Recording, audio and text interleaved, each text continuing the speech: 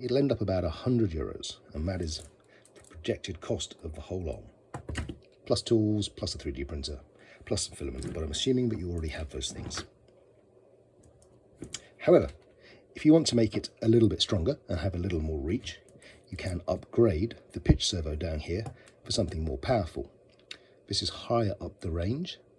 This is an STS3025BL. It's a very nice bit of kit actually, all hard anodized aluminium.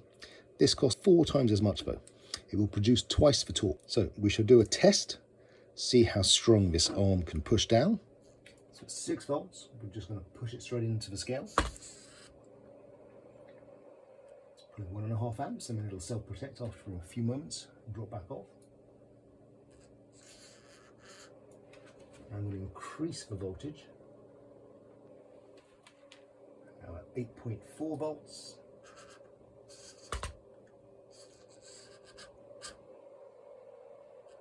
And again, you can hear the fan so now as protection kicks in.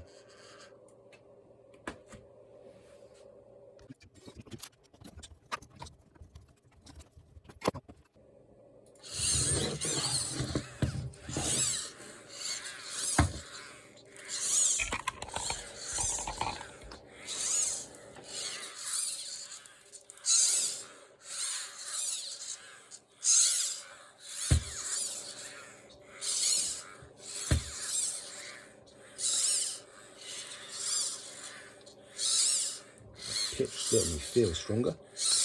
This arm piece is 50mm longer, which obviously has an effect on the moment arm, but nonetheless we shall repeat our strength tests. And at the moment this servo of course is only running at 8.4, but the other advantage of this servo, this type of servo, is this can run up to 12 volts. This can run up to 12 volts. The higher power variant of the STS3215 of the other servos can also run up to 12 volts. So I suspect the best configuration is to run a 12 volt arm with the higher power 12 volt versions of these, 30 kilogram centimeters torque. And if you really want the pitch torque, 1 or possibly even 2 of these back here. Let's see how strong she is. Let's see how we do.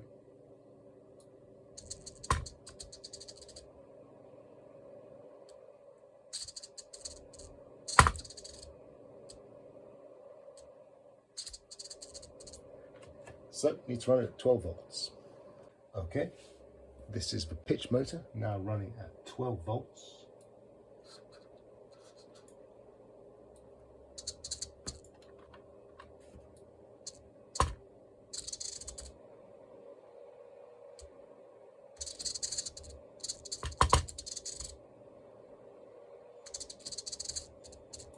Not bad.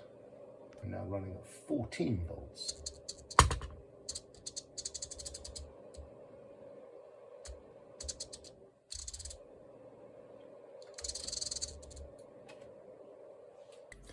In the end then, what do we conclude about the difference between these two servos?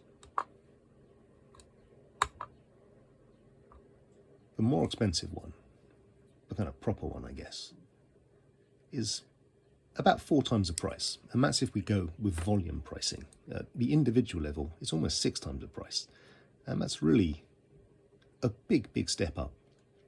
On flat performance, I don't think we saw twice the torque. The arm is only 50mm longer with the more powerful pitch motor, and the pressing force downwards was not that dissimilar.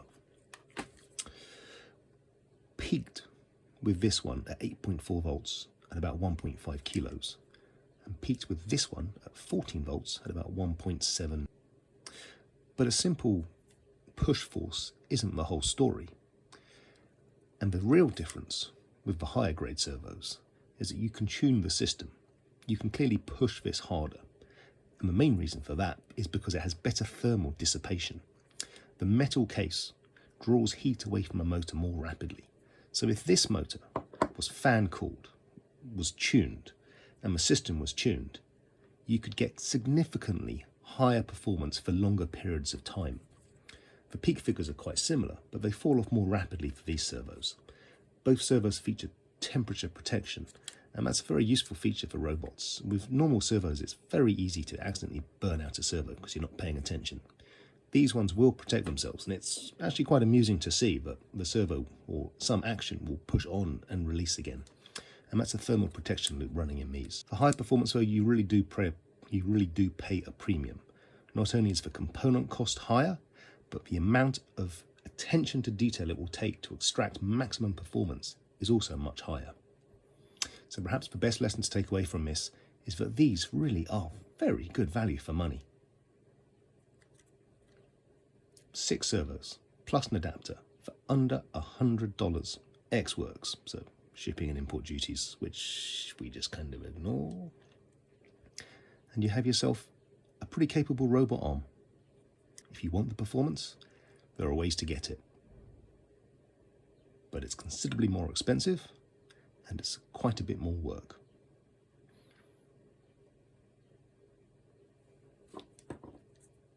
For most roboticists at this stage, who are primarily concerned with getting software systems to run,